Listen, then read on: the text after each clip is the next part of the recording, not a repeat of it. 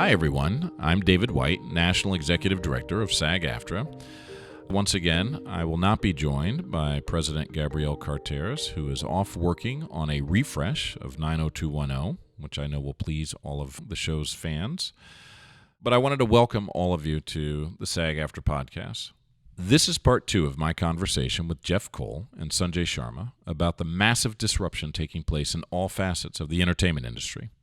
If you missed part 1, you might want to go back and take a listen.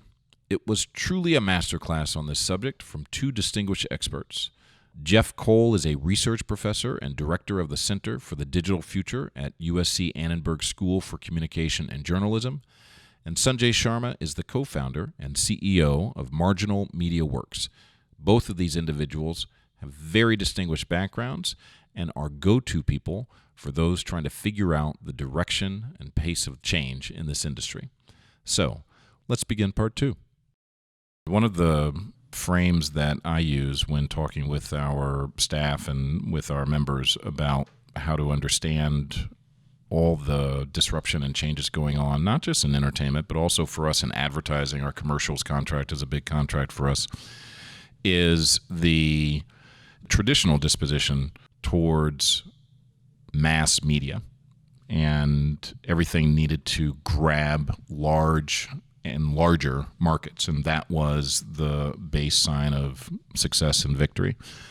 Whereas now it's the opposite. It's niche audiences, because big data allows you to go and pull additional subscribers and additives to whatever your line of business is. If you can attract that person, skip over the 2 people who will not be interested in your product or in your content, and get to the next person who will be interested.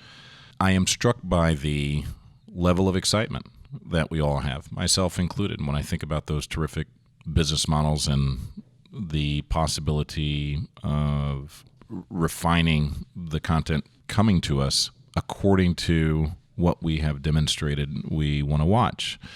But the privacy invasion frightens the heck out of me.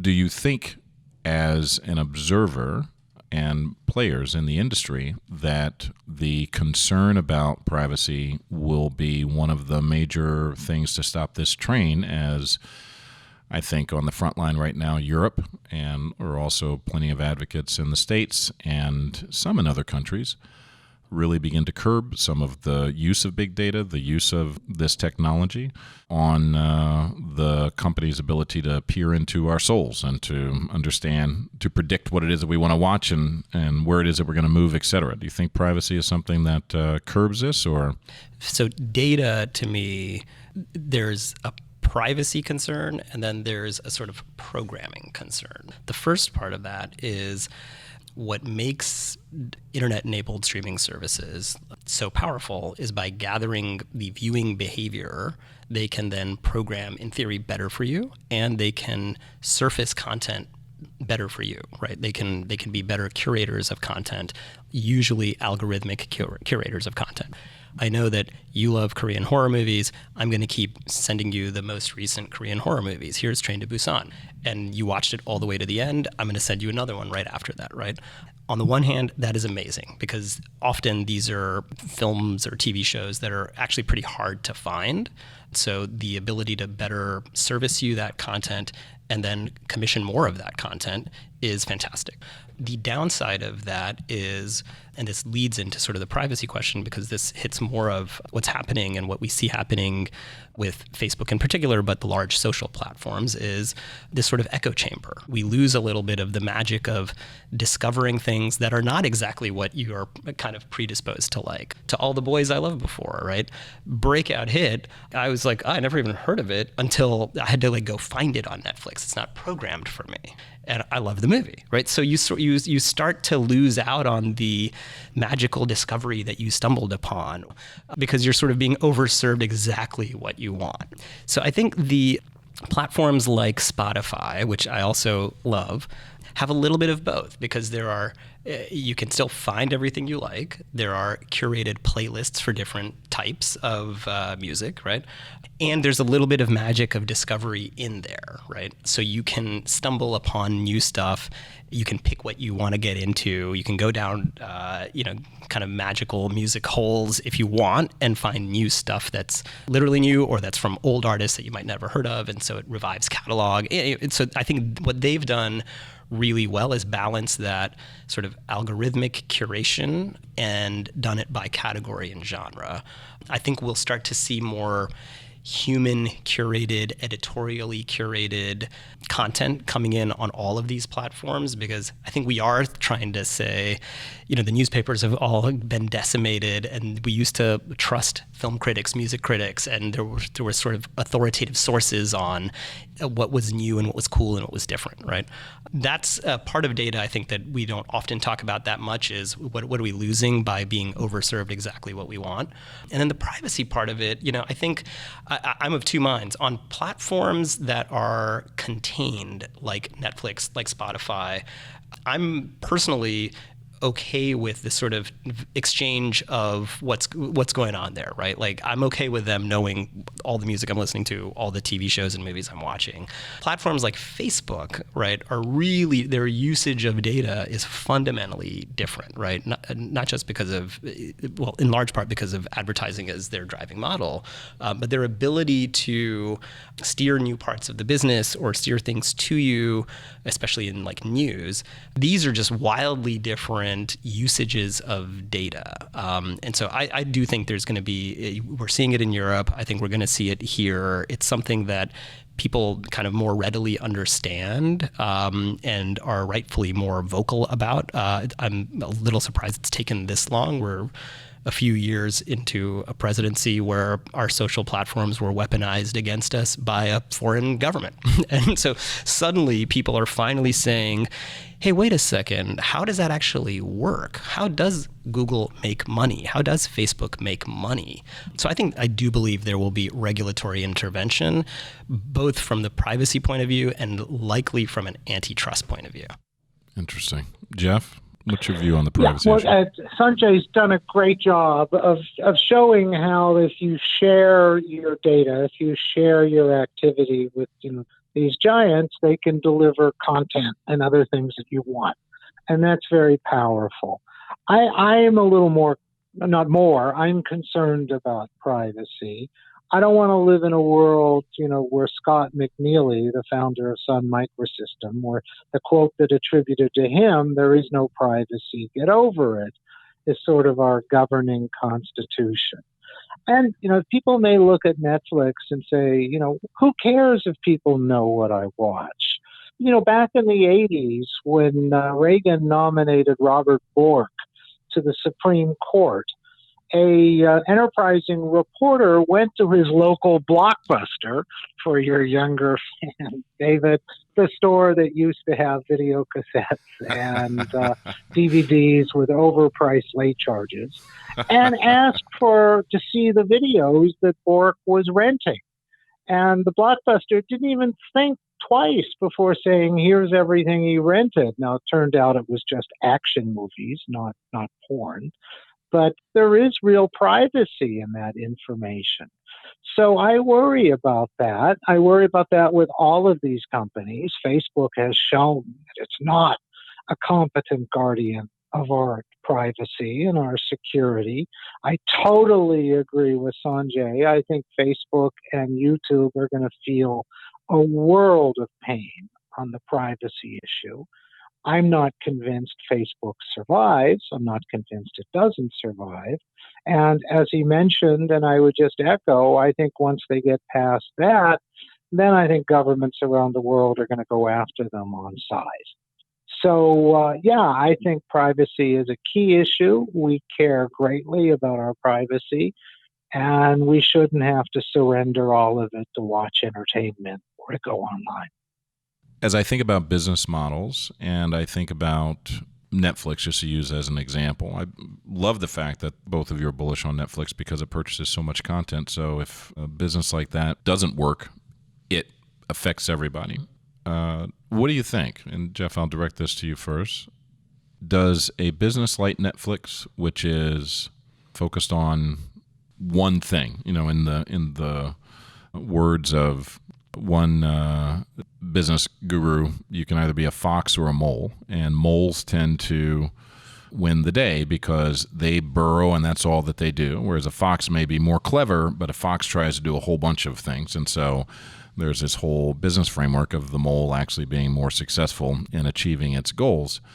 Is it, in this new environment, is it better to be like a Netflix, or is it better to be like an AT&T or an Amazon or even a Disney, where you're doing a whole bunch of different things and content is bringing people into a larger ecosystem and feeding your larger ecosystem? Do you see one of these winning out, or do you think there's room for both and both make a lot of sense?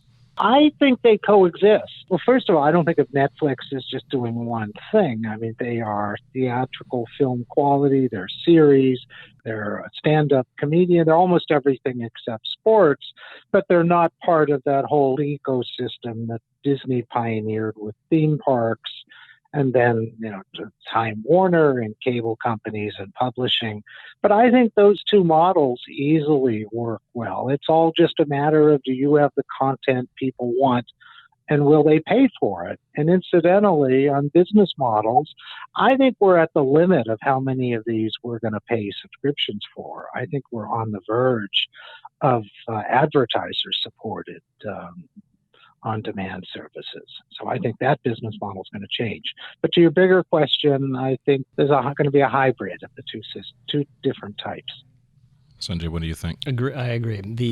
I don't think advertising is going anywhere. I love watching content on subscription services because I don't like watching the old-fashioned 30-second spot in the way that it was historically served up, right? In the middle of your show during four pods or ad breaks, right? So it wasn't a great user experience. What was great for the user was they got to watch amazing content for free.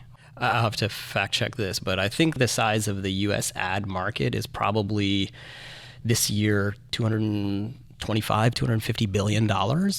And I don't think that's getting smaller. So I think it's actually pretty exciting because I think advertisers are going to deploy that marketing spend in new ways that I think are going to actually be through the creation of content, through investment in content, through the creation of highly engaging short films, or other ways of getting their brand message, their brand values, their brand culture, and in some cases the actual products themselves out into the world through story, through content, and not feel the need to I have to sell you this in 30 seconds. So obviously always still be that, and there'll be direct response advertisers, all of that. But the biggest brand advertisers in the world, I think this means, you look at what Pepsi did with Uncle Drew, right? Began as an ad campaign, turned into a short series, and then became a movie. And the movie is great. My son watches it almost every weekend, right?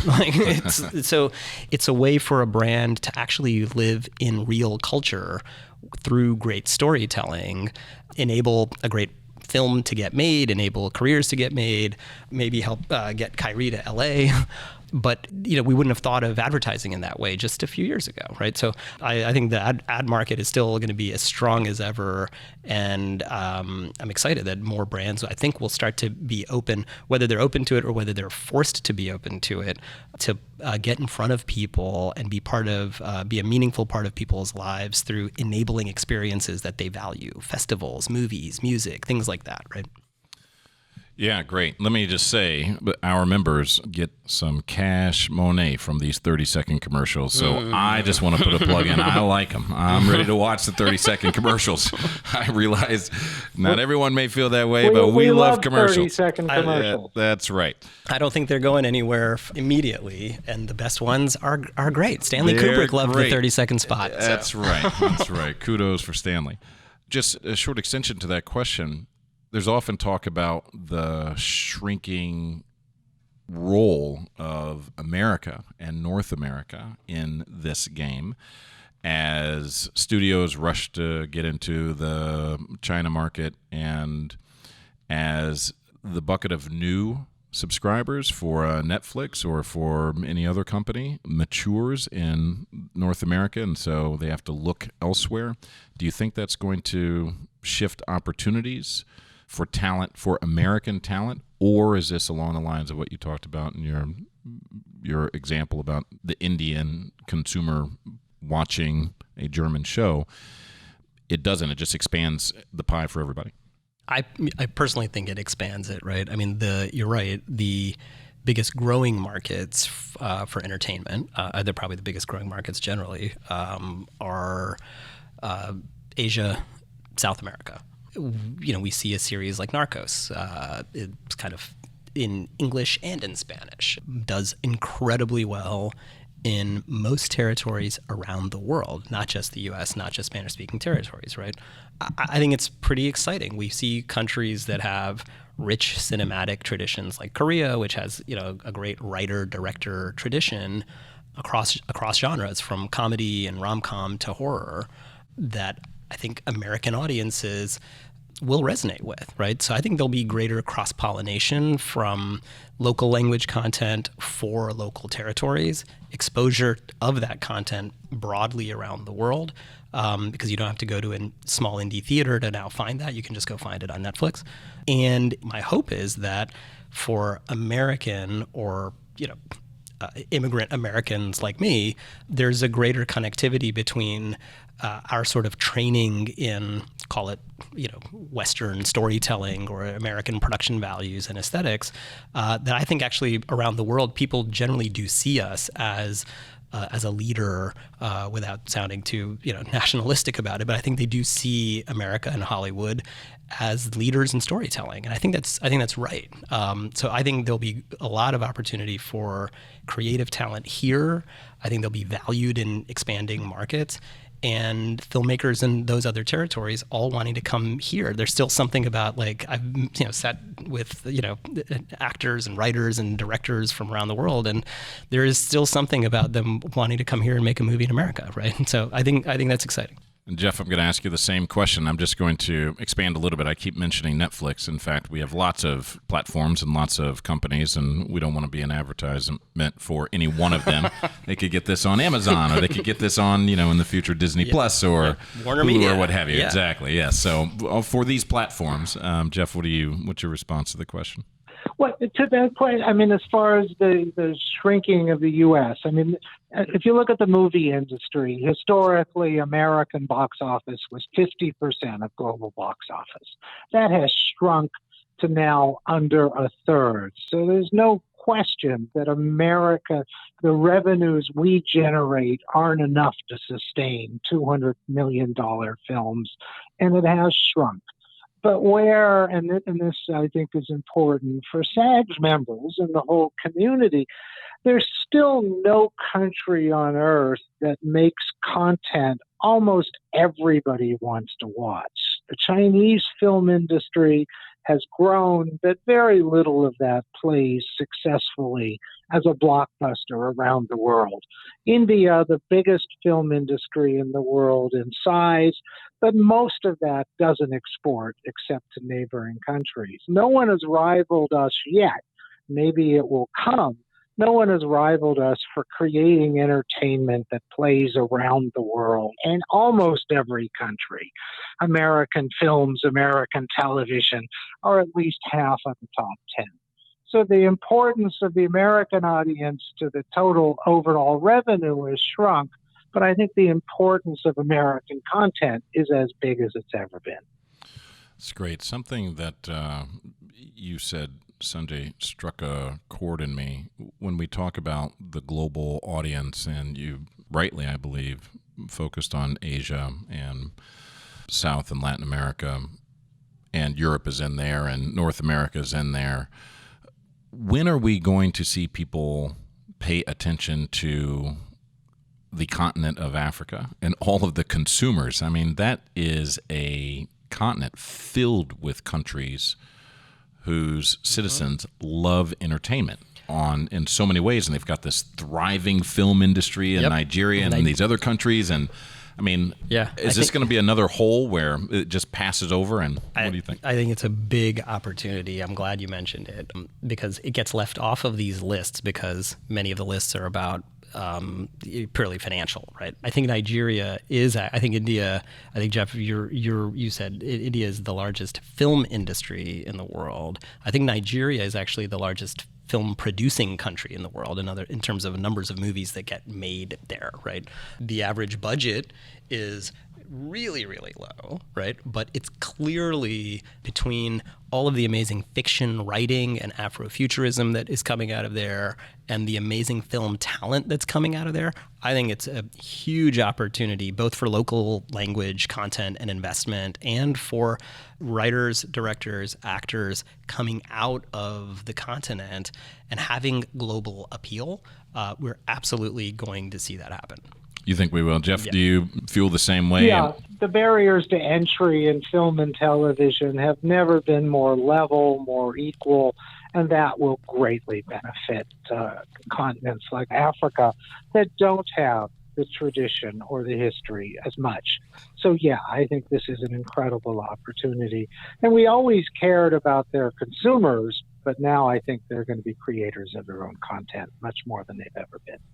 Well, that would be exciting. You know, the traditional way to think about getting off the bus and coming to Hollywood as an actor was you're going to struggle for a long time, and then if you have the talent and you get the break, because luck has always been a piece of the fabric of a successful career, you can get into movies and become a movie star, or you can become a series regular and make a living in television, or you can make it. But there aren't a lot of folks who will make that, and for everyone else, they will struggle and hopefully struggle to be able to make ends meet and get a pension credit and health care for their families until the gig is up at some point. To me, it seems that this new media economy that we're in actually mirrors the wealth inequality that we are seeing around the global economy. And so there may be more opportunities for people to become a brand on their own. And if they can get into that window, then they may not only be successful in film and or television, because the distinction between those two is lower now than it ever was, but they also can become a brand, and that brand can go to restaurants or perfume or socks or whatever it is that they want. The point is to become a signal in all of that noise, and once they do it, then they can use that brand to do a host of many things. And for everyone else, the business models of these huge companies tends to do what we talked about before, which is to compress upfront compensation and to limit back-end compensation. And the rift or the gap between those at the top and those and everyone else is widening, and it makes it even harder to keep together a middle class of talent. Do you see that as well? And is that going to increase? Do you see any natural disruption to that? Or is that just going to be the guilds and unions going on strike forever and stopping the gravy train for everybody? Jeff, what do you think? You know, if you look at the history of American filmed entertainment, if you wanted to break through, you really had to break through at one of 6 studios or one of 3 broadcast networks. I mean, of course, there's now more cable channels and there's OTT now, but that was the system, and they controlled everything. And you couldn't do it on your own. And now, you know, this is part of the level playing field. There are so many different paths, most of which don't require expensive demo reels or thousands upon tens of thousands of dollars of filming equipment. I mean, you really can do so much of this on a phone. That's not an exaggeration. So I think, to really you can even be a global player without all of that infrastructure. So I really do think this has given more power to the powerless. And I think there are more opportunities. You know, we've seen that in music. You used to have to work with a handful of music companies who tended to exploit new talent. now you can make music at almost no cost, distribute it. So I think it's the most optimistic part of new technology, is it's creating and enabling and empowering so many new voices who can find their audience without big studios, networks, or music companies. Thanks for that, Sanjay. You agree with that? I agree. More buyers of content than ever. The more fragmentation there is of players in the market, I think the better it is for providers of content, right? And to Jeff's point, having spent a decade on building businesses on platforms like YouTube, what we saw that was exciting and inspiring and transformative there, and I think it is true, is the means of production, the ways to get your content out in the world have just been fundamentally changed, and it won't go backwards, right? So the hegemony of sort of the kind of traditional industry, right? You had to come to Hollywood, you had to get roles here and there, you had to wait tables at night, you had to hope you would get in a commercial or in a music video, and then get an agent and a manager, and you still have a handful of studios and networks who make a limited number of projects every year. That was the only way into Hollywood, right? And the music business, slightly different but similar. And now we just see talent kind of, we see that talent may be equally distributed throughout the country, throughout the world, just like genius is probably equally distributed. Opportunity is not, right? So I think it's exciting that more people hopefully can see stories, can identify with those stories, with faces we haven't seen before, accents we haven't seen before, and say, maybe I can be an actor because I just saw that transformative piece of work that, when we grew up, we didn't see a lot of black and brown faces on TV or film, and having a career in the industry seemed like, good luck. The notion that you can see yourself and then embark on a career where you have role models and mentors and an organization like SAG actually to support you, I think should be more inspiring for up-and-coming actors than it has ever been in the past. But obviously, you run the group, so. Well, I am run by the group, so I'm the hired help. Let's make sure we always remember that. It's worth noting because, Jeff, you were in New York, and we have members across the country based in our 25 locals and in other places, and their talent has had opportunity to shine outside of Los Angeles and outside of Hollywood. And so I think what I hear you saying is that those opportunities are only going to increase, and certainly with production moving across the land due to tax incentives and other reasons, we're seeing a lot of that. So Mr. Jeffrey Cole, Mr. Sanjay Sharma, thank you both. This has been a really fascinating conversation, and I hope at some point in the future we'll be able to have you back, and I know that my co-host Gabrielle would also be thankful and fascinated by the discussion. Hopefully our members will as well, and the listening audience. So thank you both. Thank you. Thanks so much. Thank you, David.